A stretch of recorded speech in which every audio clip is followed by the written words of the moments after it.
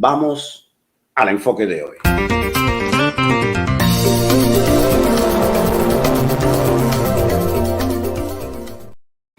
Buenas noches, Julio, ¿cómo estás? Saludos, Andrés. Un placer, como siempre, estar contigo. Yo aquí, pues, riéndome de tu humor, de cómo toma las cosas. Lo que pasa es que tu audiencia no me puede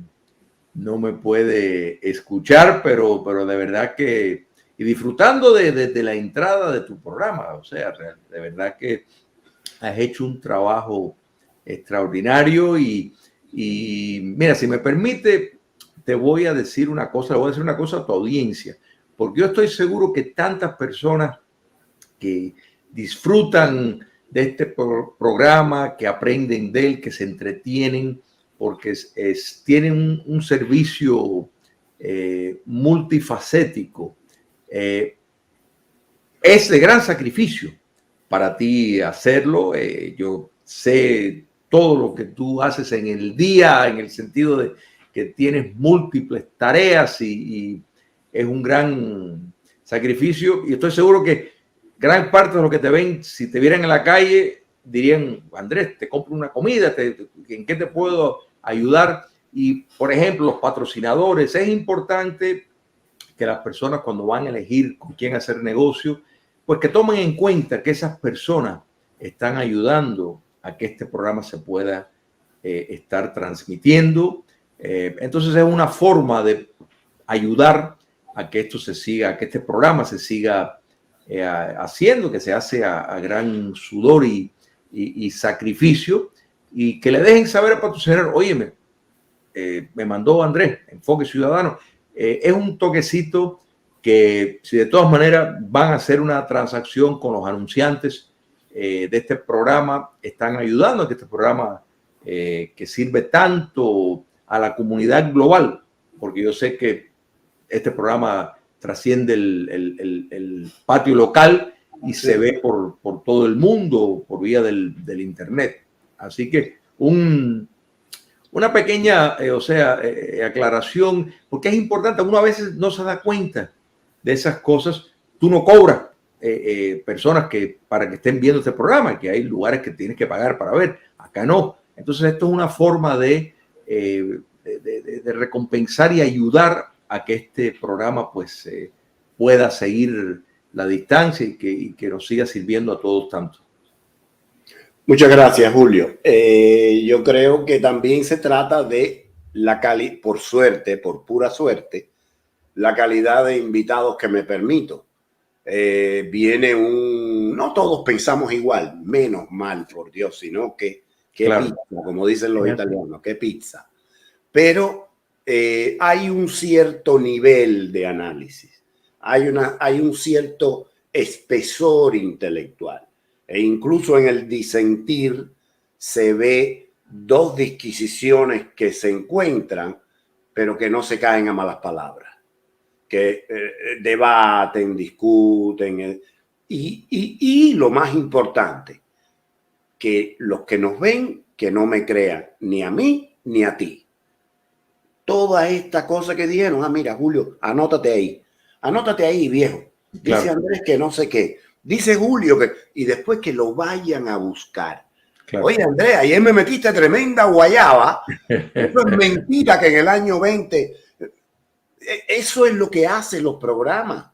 Porque esa misma ola que nosotros creamos aquí y que va y envuelve al espectador, cuando el espectador es receptivo, estudia, verifica y nos devuelve el boomerang, nos ayuda a nosotros a aprender. Digo: oye, pero ¿cómo es que se me fue esto, Julio? Coño, ¿por qué no me dijiste nada, Julio? Yo dije que Fidel había llegado al poder en el 61. Compadre, pero ¿cómo se me va a escapar eso? Bueno, Andrés, ¿qué tú quieres que te diga? Ya lo dijiste. Pero se logró el objetivo. La gente pensó, la gente buscó, la gente investigó. Eso es lo que queremos. Después, claro, ganar adeptos a nuestra causa, a una derecha moderna, consciente de los problemas actuales, totalmente libre del clientelismo y el reino y toda esa fingidera que tiene la clase política mundial, toda, y una derecha que sea sensible a todos los problemas y que no permita que la lucha por la justicia social sea una exclusiva de la izquierda. Ahí tenemos que estar en primer lugar, nosotros, en primerísimo lugar, denunciando a quien haya que denunciar. Easier said than done, lo sé. No, pero fíjate, Andrés, has descrito una de las razones por la cual los sistemas despóticos pues fracasan a la larga. O sea, porque, por ejemplo, necesitan constantemente de estar reforzando por medio del terror y otros mecanismos el lograr mantener a la población controlada, porque el problema es que en esa fluidez de ideas y de concepto y de crítica es que uno se fortalece. Entonces, los modelos despóticos, el problema es que cuando tienes una figura autocrática, que la información que le dan no es de toda la verdad por temor, o sea, tienes personas que están a su alrededor que no le van a querer decir la verdad, sino lo tienen que falsificar, tienen que darle más o menos un tono que no arriesgue su existencia. Entonces, todo esto hace que la persona, que el déspota, pues tome decisiones erradas basadas en información incompleta, porque esos que están a su alrededor, en cierto sentido, le tienen temor, no le quieren decir la verdad, no le quieren decir lo que no quiere escuchar. Entonces, como no hay crítica, pues él va a mirar y decir, bueno, todo el mundo está más o menos de acuerdo con lo que yo estoy diciendo. Y eso explica por qué cuando entran en determinados conflictos, a la larga fracasan, porque no hay esa infusión de ideas contrarias que a veces formas un síntesis y logras precisamente enmendar algo que de seguir en ese curso era un precipicio.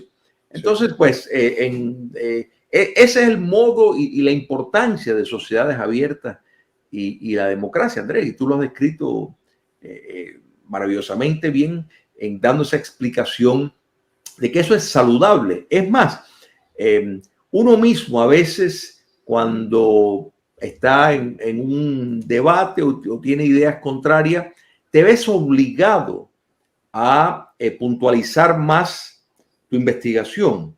¿Por qué? Porque sabe que el escrutinio va a ser mayor. Exacto. Y eso te ayuda a, tal vez, si estás en lo correcto, de profundizar y tener los argumentos. Y si no, pues abrir la puerta y dar gracias que tal vez por ese otro adversario te abrió el espacio para entender otro lado de la moneda que no lo estabas viendo. Entonces es saludable. Uno nunca puede ni debe esperar un monopolio de la verdad, porque eso a la larga no te lleva a ningún lugar y son tropiezos y el fracaso. Sí, es verdad. Bueno, empezando con la organización que tú llevas adelante, Patria de Martí. Explícanos primero esto, porque sé que tienes una especie de dos responsabilidades, pero bueno, Patria de Martí, a mí me llega a mi correo periódicamente un escrito, un trabajo con artículos tuyos, pero yo no quiero decirlo yo. Dile, por favor, a nuestros amigos cómo surge Patria de Martí y qué cosa es. Como no, y te agradezco la oportunidad Andrés, de tener esta charla. Parece mentira que yo a veces digo, wow, mira para eso, ¿desde cuándo fue que se fundó?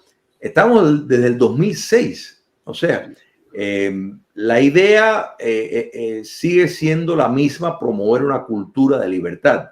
O sea, sociedades libres no pueden dar por hecho de que, bueno, son libres porque así son las cosas y que todo va a permanecer bien porque todo lo podemos llevar bien porque nadie va a estar en contra de nosotros y todo va a funcionar en acorde. No, no.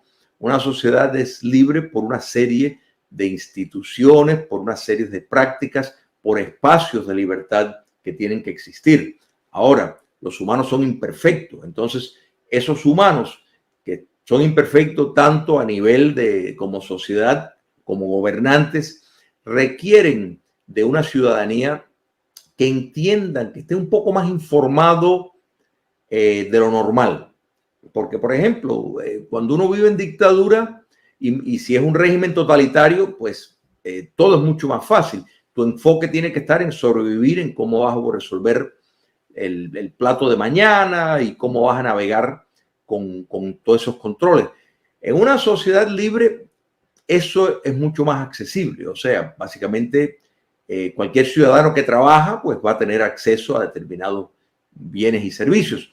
El peligro está en precisamente la libertad y cómo puede a través de ese proceso de elegir, ese proceso de expresar y todo lo que arman las instituciones, a estar seguro de que vas a estar preparado para estar lo suficientemente concientizado para participar en una sociedad abierta y sobre todo de poder, la noción de autogobierno, aunque tú no vas, aunque la persona, la sociedad no es el que va a estar directamente, eliges a quien te represente, pero eso también requiere una cierta base de preparación. No quiere decir que te tienes que graduar de médico, ni mucho menos, pero sí entender que no solo una sociedad abierta te da deberes, perdón, te da derechos, sino también deberes. Entonces, Patria de Martí, pues, se lanzó con el propósito de buscar, de tratar temas, artículos, escritos,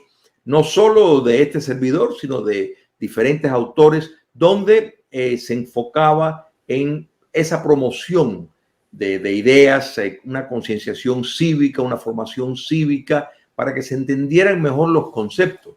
A partir del 2003 incorporamos una serie de eventos mensuales que llamamos Simposios por un Mundo Libre. Se realizan todos en Miami, Florida. Recientemente hemos incorporado por medio de la tecnología, bueno, primero por la necesidad, mira, precisamente el tema del el virus chino nos obligó a empezar por medio de forma remota y ahora hacemos aún presencial, llevado el beneficio de lo remoto para poder transmitirlo en vivo a todos los rincones del mundo según está ocurriendo. Y desde el 2013 venimos llevando con temas diferentes todos los meses estos eventos que, quitando excepciones como por ejemplo cuando estaban cerrados por el tema de la pandemia, etcétera, pues lo hacíamos virtualmente. Pero estos eventos son gratuitos, abiertos al público, y la idea es precisamente invitar a que la persona piense, a que la persona se involucre. Por ejemplo, la semana que viene tenemos un simposio, el putinismo, la meta del castrismo. O sea, con putinismo nos referimos a el modelo político que hay en Rusia ahora. O sea, que bien empezó con Yeltsin y Putin lo ha llevado a un nivel que es un estado gangsteril que opera como un crimen organizado, que ha beneficiado a una clase específica de allegados al poder y tiene simulacros de democracia, pero realmente no existen los espacios de libertad necesarios. Es uno de los modelos que surge a la caída del comunismo soviético. Y Cuba comunista, pues perfectamente pudiera apuntar a tratar de transitar hacia eso, porque al final Gaesa y todas las instituciones económicas del castrismo la dirigen un núcleo de personas muy allegadas a la familia de los Castro de una u otra forma. Entonces, ya están las estructuras en Cuba comunista para desembocar en un sistema de ese tipo. No lo hacen porque no tienen la seguridad todavía, porque existe la nación cubana exiliada que les sigue insistiendo en que en Cuba tiene que haber libertad. No basta con mejoramientos económicos, ni un pequeños espacios para transitar sin cruzar la línea política. No, los cubanos queremos todo o nada. O sea, no queremos que la nación fuera del territorio sea libre y los de adentro sea, bueno, un poquitico libre, pero tal vez un poquitico más mejor económicamente, como es el caso de Rusia. Entonces, esa es la idea y aprovechando la invasión rusa a Ucrania, pues ha puesto sobre el tapete ya tal vez se ha quitado más la máscara el régimen de Putin, y nos parece muy oportuno hacer ese análisis. En este caso vamos a tener la semana que viene, que es déjame decirlo ya, antes que se me olvide, el 21 de abril, jueves 21 de abril, ¿a qué hora? las 5:30 de la tarde, hora del este, que se va a llevar a cabo en la Biblioteca Pública de Westchester, pero también lo pueden ver desde la página Patria de Martí. Va a haber una transmisión en vivo. Los panelistas van a ser Alfredo Gómez Llorén, Diego Trinidad, Manuel Milanés y Guillermo Coco Fariñas. Y por supuesto habrá un periodo de preguntas y respuestas por lo que permite el tiempo, pero esa es la idea, desde diferentes perspectivas, ver las características del modelo de Putin y el modelo actual en Cuba, y qué hacer para evitar que eso ocurra y por qué pudiera ser la intención del castrismo. Siempre se ha hablado de que el modelo vietnamita es el modelo que ha querido desencadenar el castrismo, pero sin embargo, cuando miramos la economía cubana, precisamente tiene características oligárquicas como la rusa. De hecho, la mayor parte de los familiares de las personas más allegadas al poder político dictatorial en Cuba viven fuera, muy parecido a lo que hay en Rusia. Han adquirido residencias en otros países para tener cierta seguridad. O sea que hay una gran similitud, que en cierto sentido más incluso de lo que podría ser el caso vietnamita. Así que eso es lo que hacemos en la página Patria de Martí. Pues ahí, si buscan simposios, están casi todas las grabaciones de todos los temas que hemos abordado. Y en el verano de la sublevación del marxismo cultural aquí en los Estados Unidos, o sea, con los motines de Black Lives Matter, pues comenzó The Cuban American Voice, que no es una traducción literal de todo lo que publicamos en español, sino tiene su propio curso. La audiencia más bien es en los Estados Unidos, todo es en inglés, pero por supuesto se toca el tema cubano, pero es una página en inglés, y los simposios los estamos haciendo en español. Hemos hecho algunos en inglés de forma remota, tal vez algún momento lo empecemos también, pero en eso estamos, y agradecemos mucho a Andrés, pues la ayuda y la colaboración de personas como tú y de programas como este, porque nosotros no recibimos financiamiento de ningún gobierno, ni de ninguna organización no gubernamental, ni nada de eso. Entonces, pues también los panelistas que van no reciben remuneración, o sea, todo es ad honorem, o sea, por el amor a la causa. Así que se le agradece, y te agradecemos a ti por este espacio tan generoso. Yo sé que no recibí la ayuda financiera es terrible, lo he experimentado en carne propia, pero oye, no sabes la liberación que tienes en tus manos. No tener que estar pensando si el funcionario tal, él me habrá entendido mal.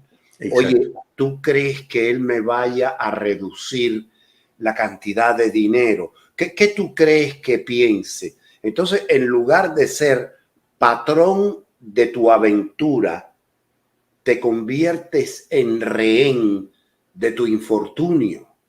Ya no es una aventura, es una tortura. Y entonces, como todas las adicciones, estás esperando la mascada y esperando la mascada y luchando por la mascada, y empezaste en A y terminas en W. Y la gente ve y dice, pero ¿qué le pasó a Julio? ¿Qué le pasó a Julio? Que el varo lo tiró para un lado y tuvo que ir porque eso era lo que lo mantenía. Yo quería comentarte también una cosa y voy a hacer un reconocimiento. Voy a hacer un reconocimiento. A mí me gusta siempre la autocrítica, y cuando me equivoco y me doy cuenta, cosa que no ocurre mucho porque somos muy pasionales. Tú sabes que los cubanos no nos equivocamos nunca. Pero bueno, sí, siempre tenemos razón. Sí. Pero bueno. No nos entienden. No nos entienden. Esa gente está perdida. Oye, la primera vez que yo oí hablar de putinismo fue al Coco Fariña, uno de los panelistas. Correcto. Que tú tienes. Creo que fue la primera vez que oí hablar de esto. Claro, putinismo se refiere no a la definición de lo que ha hecho Putin con... No. El Coco se refería a cómo la Junta de La Habana trazaría un sendero paralelo y parecido como opción ante la imposibilidad de copiar sistemas asiáticos que no es que sean mejor ni peor, simplemente nos quedan muy lejos en la distancia y muy lejos en la idiosincrasia. Entonces, este putinismo, el Coco lo dijo, y yo te confieso que no fui yo el que empezó con el desdén, pero una persona, yo no voy a decir el nombre, un amigo, otra persona que quiero mucho también, dice, Coco está perdido. Y yo dije, sí, está perdido. Bueno, Julio, parece que el que estaba perdido era yo. Porque, mira, yo no sé si putinismo, yo no sé si putería, pero... hijueputancia, yo no sé cómo tú lo querrás llamar, pero cada vez me cuadra más. Ahora, que lo logren o no, que esto se malogre, es otra historia. El Coco no estaba previendo, porque nadie puede, el Coco no estaba previendo lo que iba a ocurrir en 20 años. Él lo que estaba hablando era de la intención de la Junta de La Habana. Y yo creo que si no es la intención, al menos es una de las escuelas de pensamiento que tienen en los niveles más altos de la jerarquía cubana, que como tú sabes es escasísima, pequeña, sin ningún tipo de democracia. Entonces yo quiero aquí, alante de ti y de todo el mundo, transmitir públicamente mis disculpas al Coco Fariña, porque fui superficial, desdeñoso, arrogante, y me faltó la humildad que siempre preconizo, que siempre digo que hay que tener, pero a veces uno no lo hace. Me faltó la humildad de, antes de dar una opinión, decir, déjame ver. Bueno, mira, Coco, la conversación no fue conmigo, a mí me hicieron el cuento. Y yo tenía que decir, bueno, mira, Coco, no estoy de acuerdo contigo al 100%, pero faltó eso, y de verdad que hubo desdén. El Coco es un amigo. Cada vez que nos vemos, fuimos al restaurante Casablanca y nos pasamos el día y no pagamos ni una cerveza. Eso. No, pero fíjate, Andrés, fíjate. La comunidad nos ayudó, pero yo quiero pedirle disculpas porque creo que él tuvo un análisis mucho más preclaro que el mío. Yo se lo voy a mencionar, y es más, te digo una cosa. Yo iba a dar, esto iba a ser parte de lo que yo iba a decir. Casi todo lo voy a decir el jueves, no este, sino el otro, el 21, en el evento. Pero bueno, voy a dar la premisa aquí en tu programa, aunque lo tenga que repetir, y si alguna de las personas en tu audiencia pues no van a escuchar o ver el evento, pues les aseguro que lo diré de otra manera para que les sea tan entretenida. Pero en el 2016, no recuerdo si fue en Puerto Rico o aquí en Miami, porque nos vimos creo que en los dos lugares, pero el Coco me habló del putinismo. Me hizo el planteamiento y realmente yo creo que lo que te pasó a ti, Andrés, es lo que pasa que en aquel momento, más allá de que ya en el 2016 había invadido a Ucrania, muchas personas cuando se hacía la comparación de la Unión Soviética y después el Rusia post Unión Soviética, ha habido bastante desinterés en el sentido que yo creo que todos estamos de acuerdo que los rusos están mejor ahora de lo que estaban bajo la Unión Soviética. O sea, pero esto, en eso yo creo que el Coco tuvo un ojo clínico muy, muy claro y él lo dijo y yo compartí, o sea, esa posibilidad que podría ser la intención del castrismo, tomando en cuenta también los otros modelos como el vietnamita y el chino, o sea, que es una versión ahí del vietnamita, que por ahí es donde ellos que hubieran querido ir, pero él lo mencionó y nos vimos el mes pasado o el anterior, ahora creo que fue el mes pasado, en un evento que Soy Valdés estuvo aquí en Miami y él estaba ahí y nos pusimos de acuerdo y ahí fue cuando pues conversamos y yo le dije, Coco, antes que regreses a Cuba, esto sería bueno hacer. Le recordé la conversación que tuvimos, él se acordó perfectamente y ahí es donde pues surgió la idea y sí, él me habló de eso a mí, así que, o sea, él realmente viene planteando eso desde hace tiempo. Y yo creo que si miramos, yo creo que tú dijiste algo muy cierto en cuanto a la diferencia de la idiosincrasia. Recordemos que los rusos, sean soviéticos o postsoviéticos, llevaron mucho tiempo, han llevado mucho tiempo en Cuba. Entonces, no son entes totalmente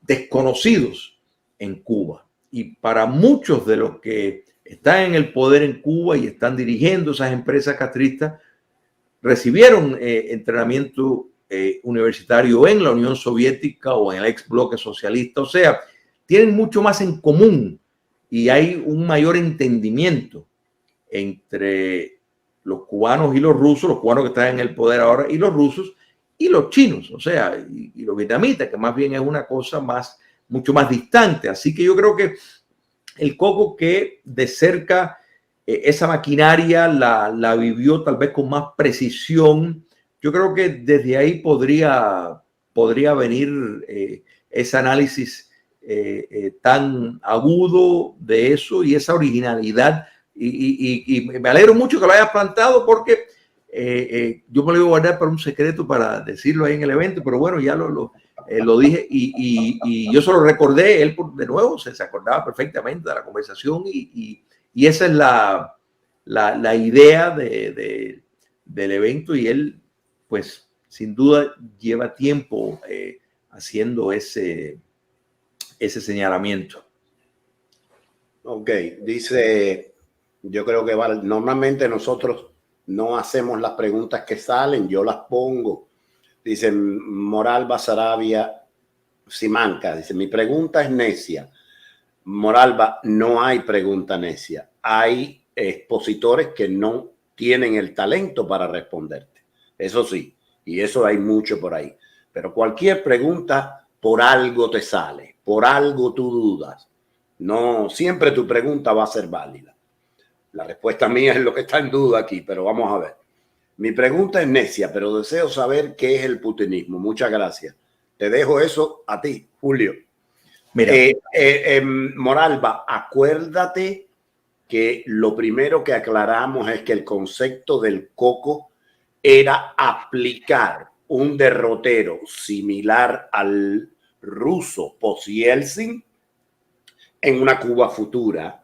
No se trataba del pedigrí de Putin ni nada. Fue como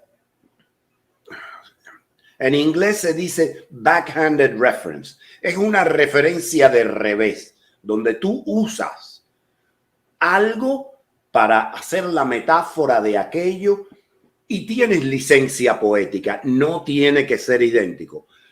Moralba, si algo he aprendido es que no puedes buscar exactitud en el análisis filosófico y político porque no tiene nada que ver con la matemática. Será por eso que los políticos nos hacen quebrar a todos. Digo yo, ¿no? Pero bueno, no tiene nada que ver con la matemática. Adelante, Julio. Como no, mira, Andrés, yo le doy las gracias a Moralba por esa pregunta porque nos ayuda a desarrollar el programa y el tema y es importante porque, por ejemplo, y voy a hacer una analogía, todos sabemos lo que quiere decir el castrismo. Sin embargo, alguien, por ejemplo, que no está vinculado a Cuba, dice castrismo. ¿Qué tú quieres decir con castrismo? Entonces, lo entendemos porque lo hemos vivido. Entonces, decimos el putinismo haciendo referencia, por ejemplo, al modelo político que transitó tras la caída del comunismo soviético, que fue un modelo imperfecto, tal vez con los mejores deseos, pero se truncó bien rápido. Primero, yo creo que aquí están lecciones también para Cuba. No hubo justicia transicional, no hubo un examen del pasado, de los crímenes que se cometieron. Y cuando eso ocurre, ya sabes que la salida no va a ir bien. Mira, tenemos el caso de Nicaragua y tenemos el caso de precisamente los países tras la caída del comunismo soviético que han fracasado en su expedición hacia la democracia, y es por eso, porque no tuvieron proceso de justicia transicional, y cuando no se hace ese examen, pues entonces estás condenado a repetirlo. Y el putinismo fue en efecto el modelo de transición y lo que tenemos hoy, que de nuevo fue iniciado con Yeltsin. O sea, el proceso de elecciones, el proceso de privatizar la economía que estaba totalmente centralizada, no se llevó a cabo de la manera que se debía de haber llevado a cabo si se pretendía llegar a un sistema verdaderamente capitalista, verdaderamente una economía de mercado abierta y abierta a todos, o sea, un capitalismo competitivo.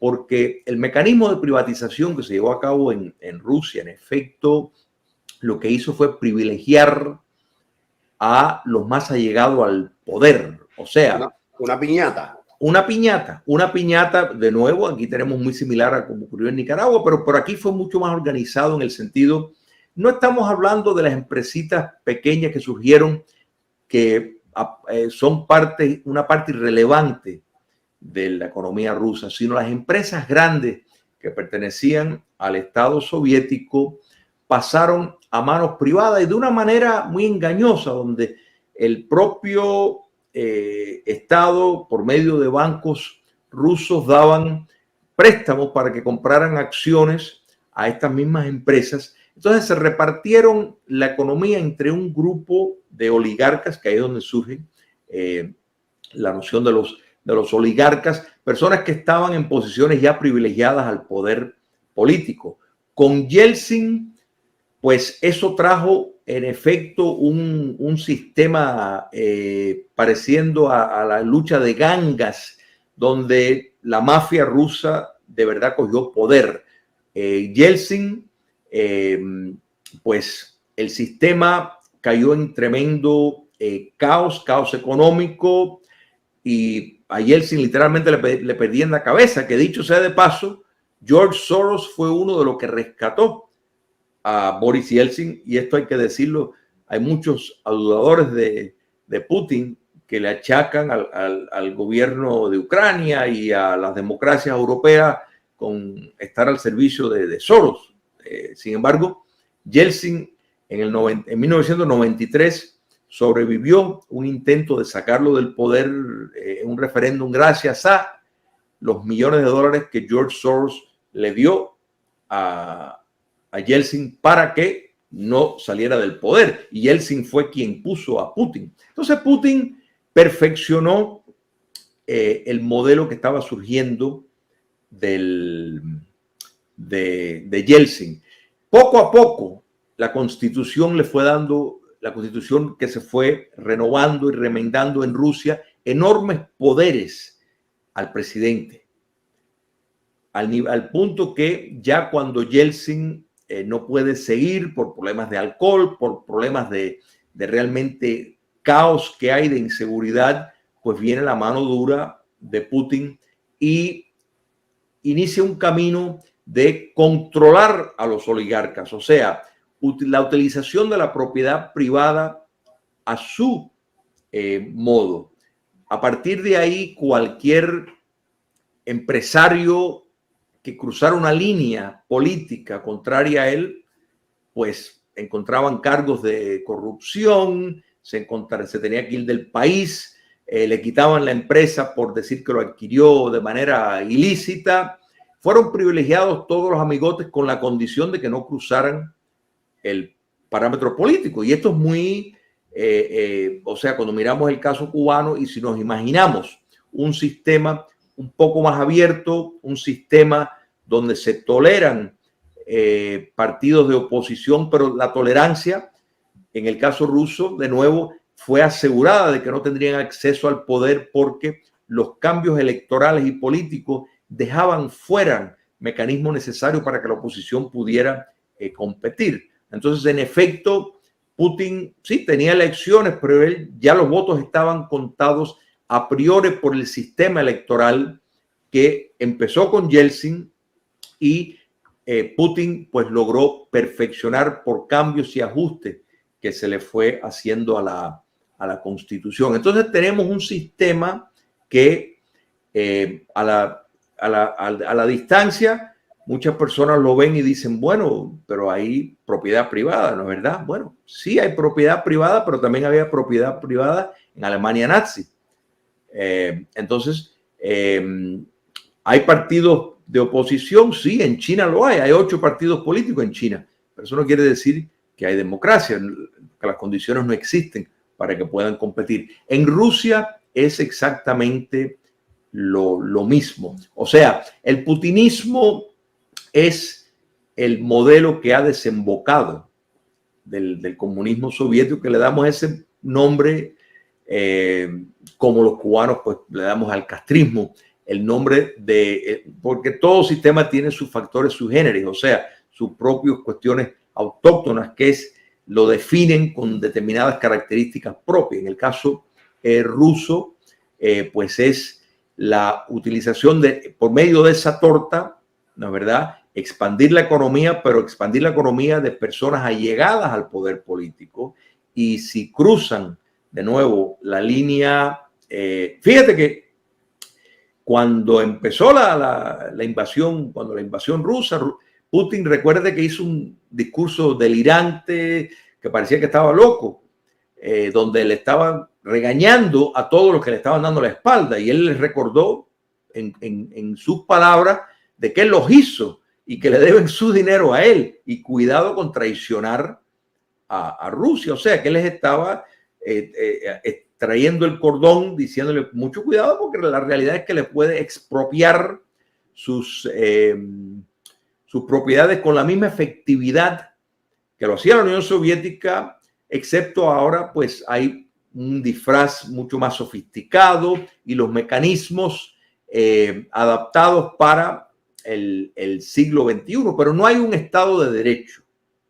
Quiere decir, no hay una rama judicial independiente, es una extensión del poder ejecutivo, en este caso del propio Putin, y siendo él, ya en el caso particular, el putinismo lo podemos mirar similar al castrismo como un modelo muy personalista, o sea, sultánico si se quiere, que aquí es otra clara diferencia a el modelo vietnamita que sobrevivió la muerte de Ho Chi Minh y el modelo chino que sobrevivió la muerte de Mao Zedong. O sea, en este caso hay una figura central que reúne, o sea, no hay otro, no hay poderes que compiten ni siquiera dentro de la estructura dictatorial, que ese no es el caso en China y Vietnam. A pesar de que el dictador Xi tiene enorme poder, sin embargo, existe una mayor descentralización dentro del propio partido, que no es el caso en Rusia.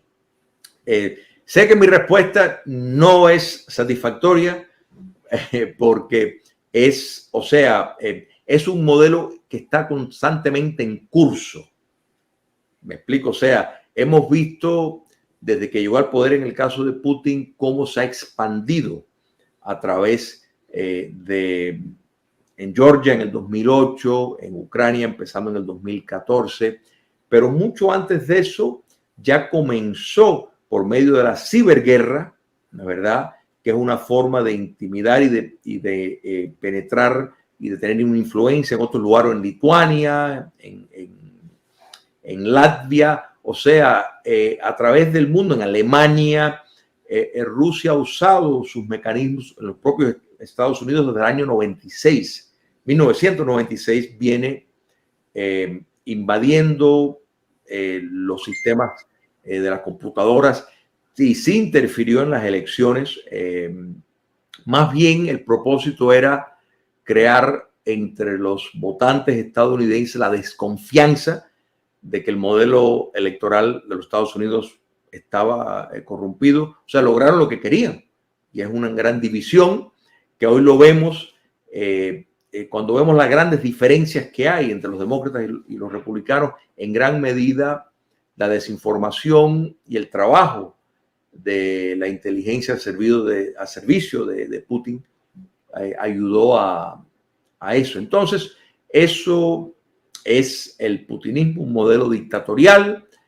Sin duda, no es totalitario, es autoritario, o sea, hay mayores espacios, pero no se puede cruzar los parámetros políticos ni de crítica, ni de cuestionamiento, y mucho menos de competir para el poder político, porque no es casualidad que cada opositor viable en Rusia termina o envenenado o preso, o se tiene que ir del país. Sí, tú decías que tu respuesta era deficitaria. Te estoy parafraseando, ¿eh? Tú no dijiste. Sí. Pero el problema es que en estos casos, si hay una respuesta convincente y completa, es mentira. Porque no hay cerebro humano, ni orador, ni semántica que pueda meter en una lata de leche condensada todo esto que ha ocurrido desde la caída del muro hasta hoy. Entonces, si no lo separas un poco y haces un cuadro sinóptico A, B, C, este tema es para tocarlo él solo con la colega que nos hizo Moraiva. Dice, muchas gracias, don Julio, me quedó claro. Mira, para que tú veas. Qué bien. Qué bien, me alegro. Pero muchas gracias. Por ser tan generosa. No, exacto, pero que ella sepa que nosotros no estamos satisfechos con la respuesta, porque la respuesta es sincera, es honesta, es precisa, pero no puede ser completa, porque es una situación tan volátil y fluida, tan dividida en segmentos. Fíjate, Andrés y tu gran audiencia, las dictaduras comunistas eran más fácil definirlas porque había un dogma, o sea, había determinados pensadores que directamente seguían y hablaban lucha de clases, o sea, era entendido de una forma más clara. El nazismo, bueno, lucha de razas, o sea, también era más fácil predecir. En este caso, toman la praxis, tiene mucho más importancia, o sea, la práctica que la retórica. Exactamente. Entonces, pues es cambiante porque, y esto ha sido una observación de un opositor ruso de apellido, estos apellidos rusos, el hombre lo describió a Putin muy bien. Él decía que Putin, si hablaba con un conservador, lo iba a convencer de que él era conservador. Si hablaba con un izquierdista, lo iba a convencer de que él era izquierdista también. Claro. Porque puede mover y cambiar su discurso para encajar en muchas cosas.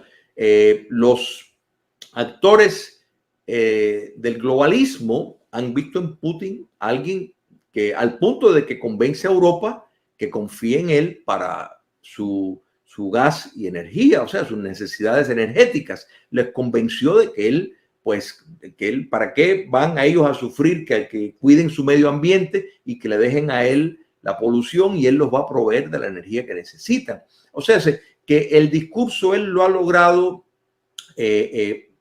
acomodar a muchas cosas.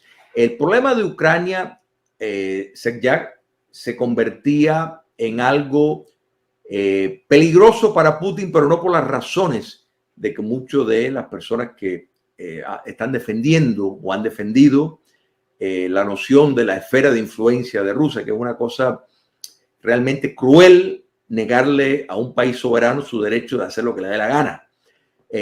Pero sí el peligro está en que Ucrania estaba desligándose de su pasado de corrupción, de su pasado con los oligarcas ucranianos, y un acercamiento, el perfeccionar la democracia ucraniana, tomando en cuenta los lazos históricos entre los dos pueblos, independientes, pero de los dos pueblos, es una amenaza para Putin tener una democracia funcional tan cerca eslava, tan cerca a su frontera. Entonces es ahí la gran amenaza, no los cohetes ficticios que habla que si llegaban los cohetes, no. Es el gran temor de tener a hermanos ucranianos viviendo en una democracia funcional y exitosa, como era el curso y como hubiera sido mientras más se acercaba a Europa, que esto fue el gran problema, que desde el 2014 ha sido el gran intento de acercarse a Europa, y la campaña de Putin era precisamente prevenir que eso ocurra, pero no porque si los cohetes iban a estar más cerca. Esto en el 2014 no se hablaba de cohetes ni nada. Aparte, Rusia firmó en 3 ocasiones, Gorbachev y Yeltsin 2 veces, acuerdos que garantizaban la soberanía de Ucrania. Pero es un reto existencial para Putin tener un vecino como Ucrania, un país tan importante para Rusia, en el sentido de que ha utilizado sus recursos, los ha explotado por tanto tiempo. Ser una democracia funcional, a pleno dar, miembro de la comunidad europea respetada, eso sí es una amenaza por el efecto de contagio que podría tener en Rusia y poniendo su régimen en riesgo. Hay algo, fíjate, una de las misiones que con más fuerza yo me propongo en este programa es que logremos todos, incluyéndome a mí, ya te hice el cuento de la barrabasada que cometí con el criterio del coco. Yo que me las doy que disque pensador y esas cosas. Pero una de las cosas que quiero que logremos es pensar y luchar, sobre todo luchar, pero pensar en modo multidimensional. Tú me habrás oído otras veces decir que el ser humano, todo, nosotros decimos los cubanos, no señores, los cubanos no somos distintos al resto del mundo. Cada cual tiene sus características, pero los seres humanos somos seres humanos. Entonces, el ser humano tiene una tendencia, Julio, a que juzga por descarte y por comparación. Si A es más hijueputa que B, A es mi amigo. Oye, para allá, si B es más hijueputa que A, entonces sigue siendo mi amigo. Ok. El problema es que tú puedes ser, mira, yo no sé cuál de los dos sea peor entre Frankenstein y Drácula, pero son dos monstruos los dos, hermano. Claro. Entonces, ponerte a escoger al menos feo, oye, da ganas de vomitar.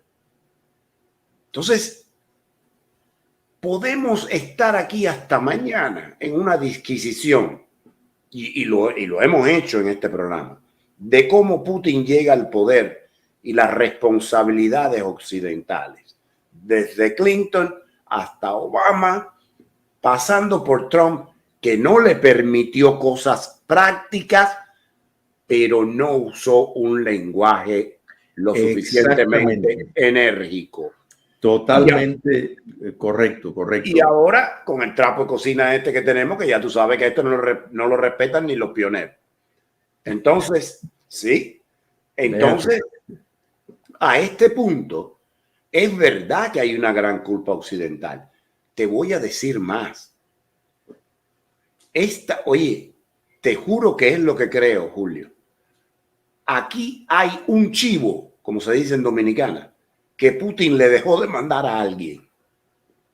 Porque de pronto, I look the men in the eye and I know I can trust them. Bush. Claro. Dame más tiempo en mi segundo término que tengo más flexibilidad. Obama. Trump, que le tiraba pero suavecito con pétalas de rosa. Biden, criminal de guerra, y después no quise decir eso. Exacto. Sí.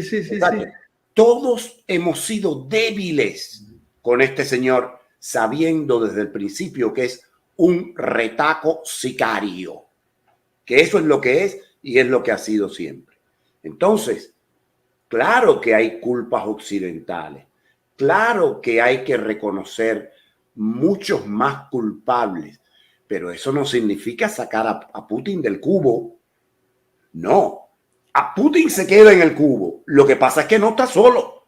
Vamos a meter a medio mundo dentro del cubo también. Tenemos que comprar una palangana o un balde. Te estoy dando unas lecciones de español vernacular, te estoy recordando tu infancia.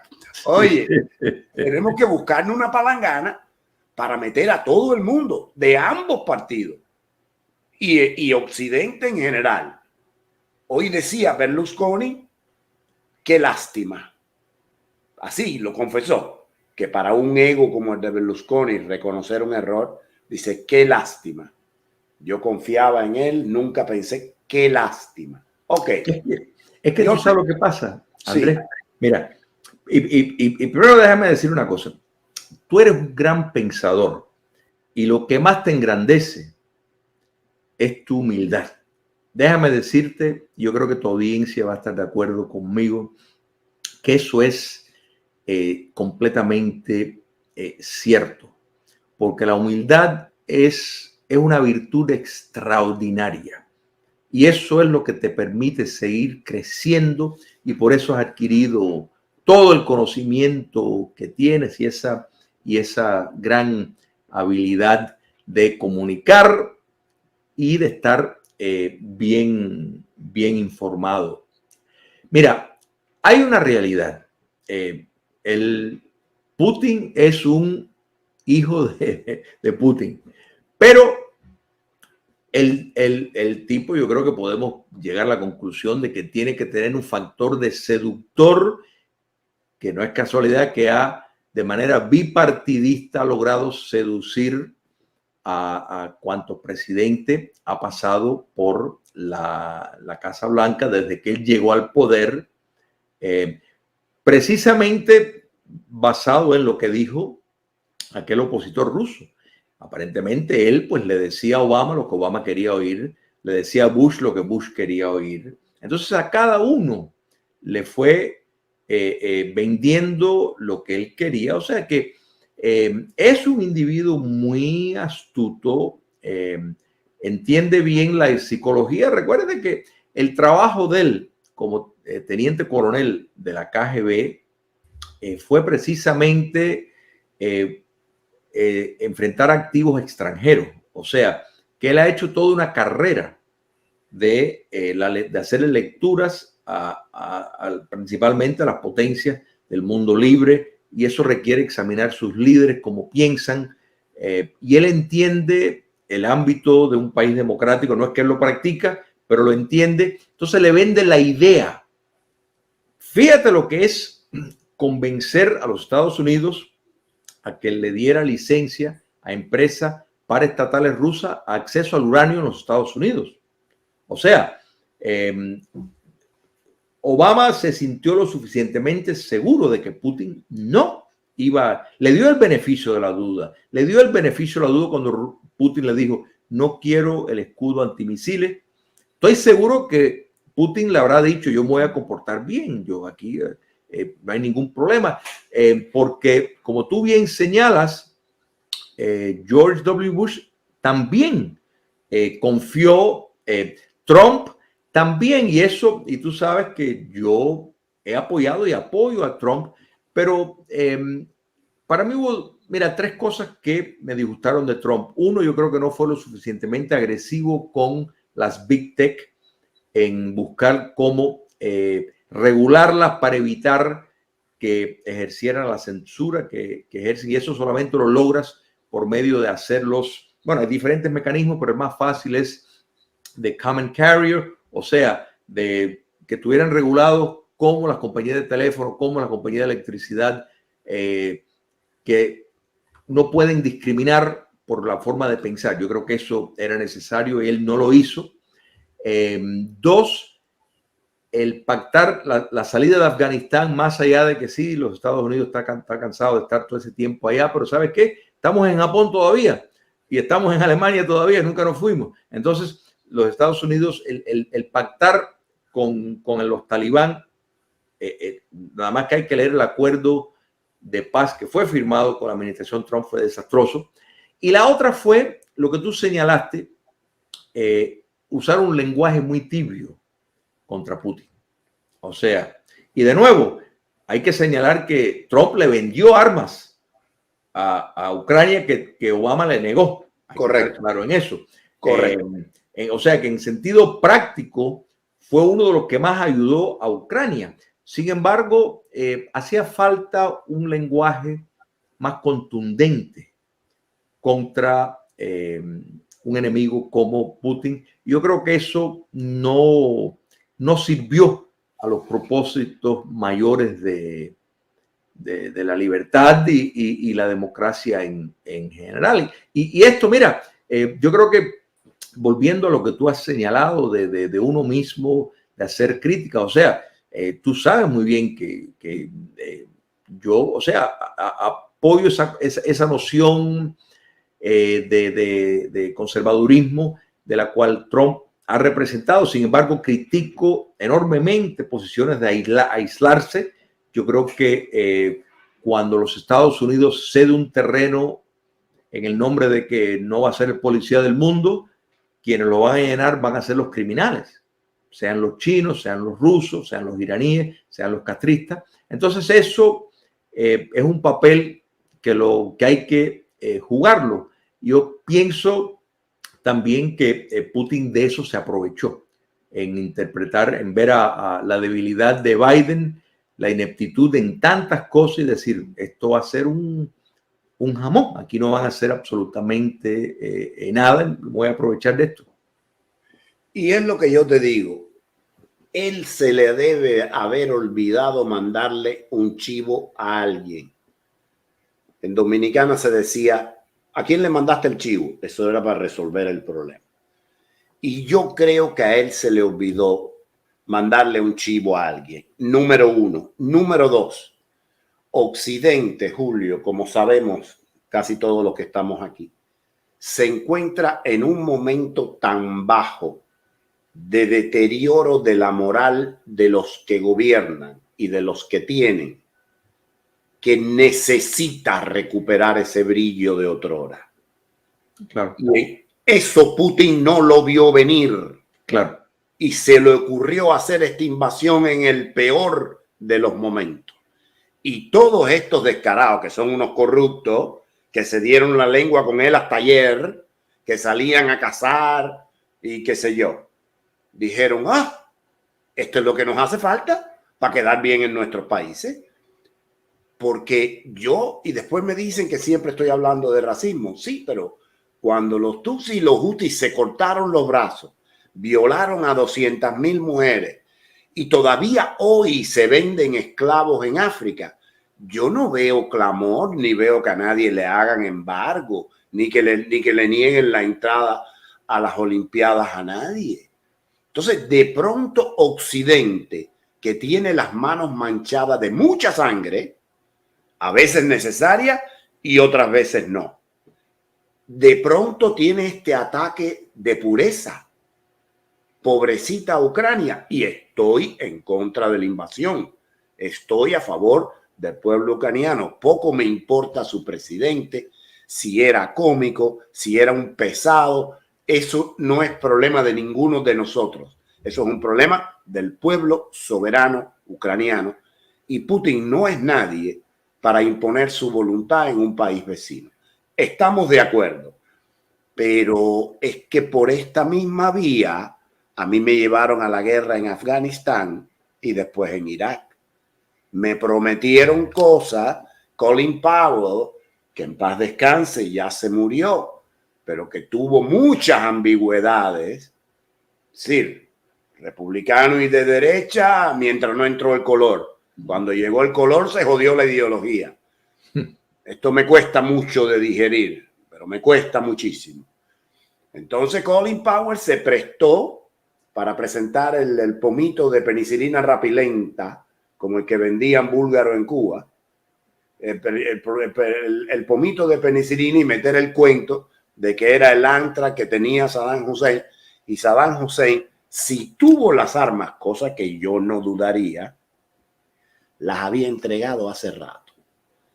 Y aquí lo sabían, Julio, y mandaron a nuestros jóvenes a morirse. Entonces, como ya me lo hicieron en Vietnam, como ya me lo hicieron en Afganistán, como ya me lo hicieron en Irak, y el pueblo americano al final no gana nada, yo tengo una gran resistencia a todo este lenguaje altisonante. Y en especial, fíjate, vamos a mandarle, vamos a hacer. Y después sale el presidente de Ucrania y dice, ven acá, hace 5 días que estoy esperando por... Oye, si queremos acabar con Putin, mándale todo y ya, en 3 días. No. Claro. Después sale Miley, otro de los generales flatulentos y obesos, y dice que it's going to be a protracted war. Esto va a ser una guerra larga. Claro, la que le conviene a los amigos de él, a los que lo pusieron ahí, para hincharse de plata mientras la pobre gente muere. Por ahora no americano, pero muere gente inocente. Entonces, toda esta... Putin no se percató de haber... Y esto no lo justifica, ¿eh? Y esto no quiere decir que no sea un sicario. Pero no se percató de que había escogido el peor momento para hacer esta invasión. Fíjate si escogió el peor momento, que los chinos que habían empezado con entusiasmo, eso sí no se equivocan, hijo. Me duele decirlo, pero esos tienen, acuérdate que esos piensan, para ellos hoy es dentro de 300 años y mañana es la otra vida. Y pero se echaron para atrás y recogieron pita, porque dijeron, a este hombre lo están esperando con el guante en segunda. Esto es una guarreta. Eso, Andrés, es, ve de lo que estábamos hablando al principio, de una de las deficiencias de dictaduras, y eso es que no le están asesorando, no le dan la información completa. Yo pienso que le vendieron la idea a Putin, o si era una idea original de él, no había nadie que le diga, oye, esto es una locura, no lo deberías de hacer, estos ucranianos aprendieron a pelear desde el 2014, que de hecho desde el 2014 ellos le han básicamente en 3 años transformaron sus fuerzas armadas, y eso yo pienso que la inteligencia rusa lo sabía y sin embargo toma esta, o sea, pensando que esto iba a ser una entrada como en Crimea, con hombres disfrazados de verde, que nadie se iba a dar cuenta, y estando ahí en la frontera diciendo que no, que están haciendo ejercicios militares, que no van a invadir, que no van a invadir. Yo estoy seguro de que las personas a su alrededor no le estaban dando información correcta.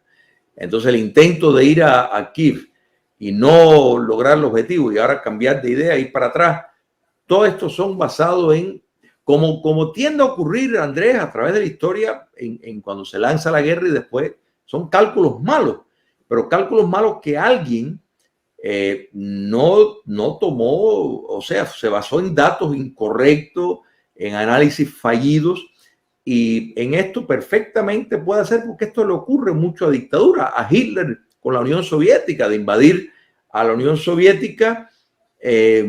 O sea, uno dice, pero no habían asesores diciéndole esto, o sea, no es lo más sensato, tomando en cuenta el territorio, tomando en cuenta abrir dos frentes, no es lo más sensato en el sentido de estrategia militar, y ocurrió. Entonces, eso es lo que pasa cuando no hay esa fluidez de información, esa fluidez de ideas, esa libertad para que asesores le puedan decir, no, mira, esto es aquí se va a meter la pata y esto pone en riesgo el régimen, no se debe hacer. Cuando no hay esa libertad para expresarse y dar un criterio diferente al que está en el mando, la información está adulterada. Sí, Julio, estamos pasados de la hora. Yo, como siempre, te meto el forro porque los temas son lo que son y a veces no se puede cortar. Vamos a volver.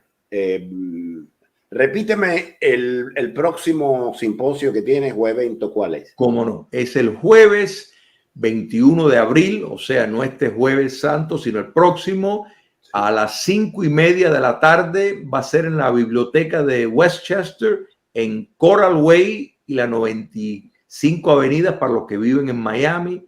La entrada es completamente gratis y abierta al público. Los panelistas son Alfredo Gómez Llorén, Diego Trinidad, Manuel Milanés y Guillermo Coco Fariñas.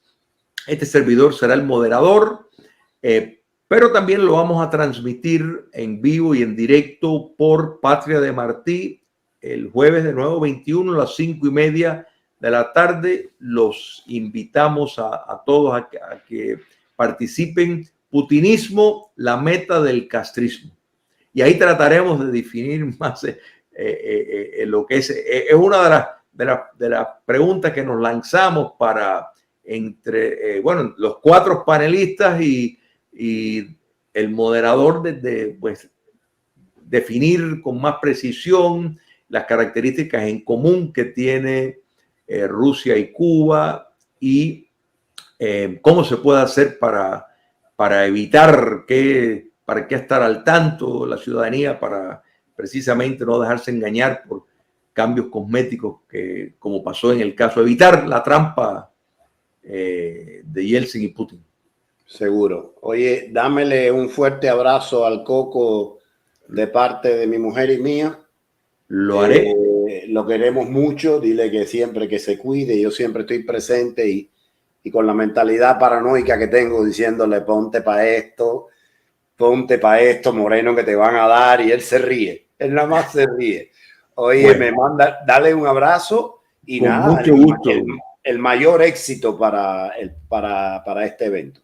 Gracias, Andrés. Siempre un fuerte abrazo para ti y para toda tu audiencia y gracias siempre por tu gentileza y créeme cuando te lo digo que disfruto estos espacios contigo enormemente, ¿sabes? Te felicito por cómo llevas el programa y cómo conduces todo. Gracias muy siempre. Muchísimas gracias, Julio. Un abrazo. Un abrazo. Bueno, tuvimos a Julio Schilling y esta vez entramos, como dicen los Beatles, we came in through the bathroom window. Entramos por la puerta del baño. por la ventana del baño. Y en lugar de caer en los temas actuales, fuimos primero a que nos explicara Julio cuál era His Baby, el proyecto que lleva adelante. Creo que fue fácil comprenderlo. Muchos de los eventos que ellos hacen, o todos, son gratuitos, entrada libre. Creo que debemos ayudarlos asistiendo, participando, discutiendo y, ¿por qué no?, debatiendo y estando en desacuerdo también. Mientras se haga con respeto, es lo mejor.